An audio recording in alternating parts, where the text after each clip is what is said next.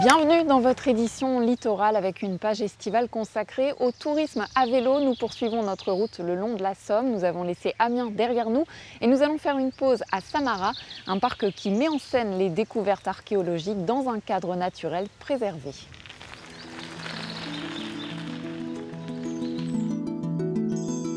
« 35 ans que le parc de Samara, niché dans un écrin de verdure, accueille les visiteurs. Ici, on met en scène les travaux archéologiques menés depuis le 19e siècle dans la vallée de la Somme.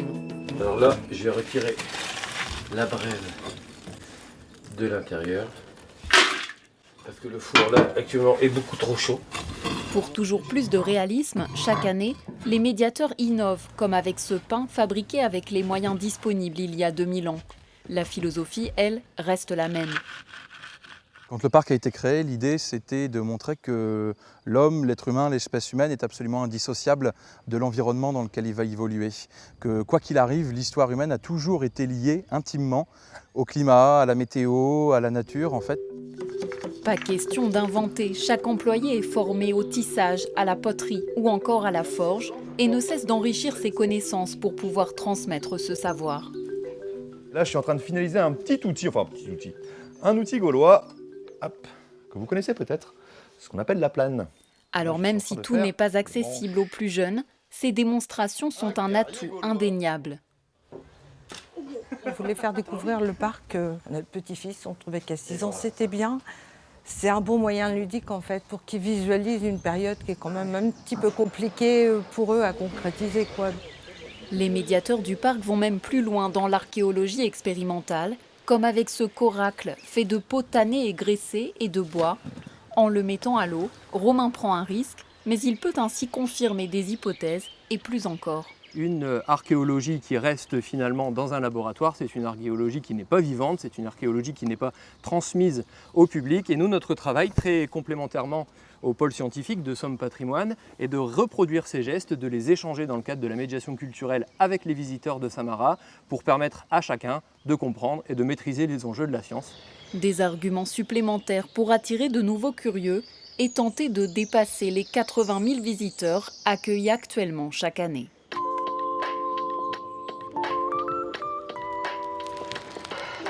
Direction maintenant Picquigny, à 10 minutes de là, dans un lieu où tout a été pensé pour accueillir les cyclistes. Bonjour, comment allez-vous? Ça va et vous? Très bien, avec ce beau soleil. Ça fait plaisir. Oui, tout à fait, ça fait du bien.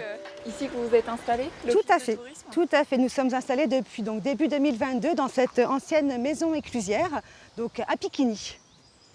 Cette maison a été fortement détériorée et les élus ont souhaité donc réhabiliter cette bâtisse pour y intégrer la maison du tourisme, puisque nous sommes vraiment au bord du canal. L'idéal, c'est d'implanter un office de tourisme à l'endroit de passage des visiteurs. Et cette piste cyclable, cette V30, la véloroute Vallée de Somme, attire de plus en plus de monde. Et en étant installés ici, nous sommes au plus près du flux touristique. Et vous souhaitez développer ce tourisme à vélo?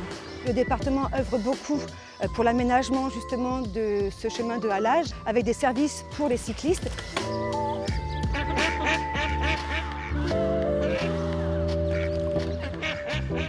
On arrive à Picquigny en vélo, mais on peut aussi le poser. On peut faire une balade en bateau électrique sans permis. Nous avons 4 bateaux ici en location. Mais il y a aussi d'autres activités à Picquigny. La base nautique propose des descentes en canoë, également en rafting. C'est le seul spot de rafting du département. Il y a également le château. Et quels sont les enjeux pour vous? C'est de montrer qu'on peut découvrir des tas de sites à proximité? Tout à fait. On peut être touriste sur son territoire.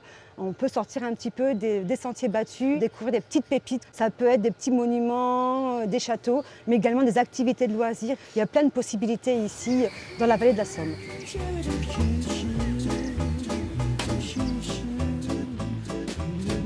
25 minutes de vélo et nous voilà à Bourdon, au marais des Cavins. Ce vaste ensemble tourbeux alcalin s'étend sur 22 hectares. Acquis par le département et classé espace naturel sensible, il est ouvert au public. On est sur des sites qui présentent en fait une biodiversité naturelle très intéressante. Et en les restaurant, en faisant des projets de génie écologique, on va retrouver encore une nature beaucoup plus intéressante. Donc notamment par exemple une végétation typique des marais tourbeux. Le site permet aussi d'en apprendre plus sur l'auteur de Sans famille, Hector Malot. Ce Normand a aussi écrit En famille, roman qui relate les conditions de vie difficiles des ouvriers du textile à travers la vie d'une enfant de 12 ans s'abritant dans une hutte dans des tourbières. C'est un écrivain qui est un peu oublié maintenant, pour ne pas dire beaucoup oublié, mais qui était un écrivain très célèbre au 19e. Et de ce coup, c'est le seul grand auteur français qui a écrit un roman en prenant appui à la fois sur les étangs de la Somme et sur les filatures et ateliers tissage de jute de la vallée de la Nièvre. Pour écrire ce roman, Hector Malot s'est documenté et a eu l'idée de s'adresser à Jules Verne, avec qui il partageait le même éditeur, pour mieux décrire la faune et la flore des marais. Mon cher confrère, pour répondre à votre lettre, je n'ai eu qu'à m'adresser aux pêcheurs et chasseurs de la ville, et Dieu sait s'ils sont nombreux dans le pays, plus que le gibier. Le lieu, propice à cette balade littéraire, est constamment entretenu avec l'appui du Conservatoire d'espaces naturels des Hauts-de-France, car les marais ont tendance à s'emboiser. L'objectif, c'est de réouvrir en fait ces milieux et de leur redonner finalement leur vocation de marais. Et donc, typiquement derrière nous, on voit en fait des berges qui ont été retravaillées en pointe douce et qui permettent de retrouver des espèces pionnières typiques des milieux des marais tourbeux en fait alcalins. Un milieu et une histoire facile à découvrir en famille, car le parcours s'étend seulement sur 3 km. C'est la fin de cette édition. Vous pouvez retrouver tous ces reportages sur hdf.france3.fr. Tout de suite, votre journal régional.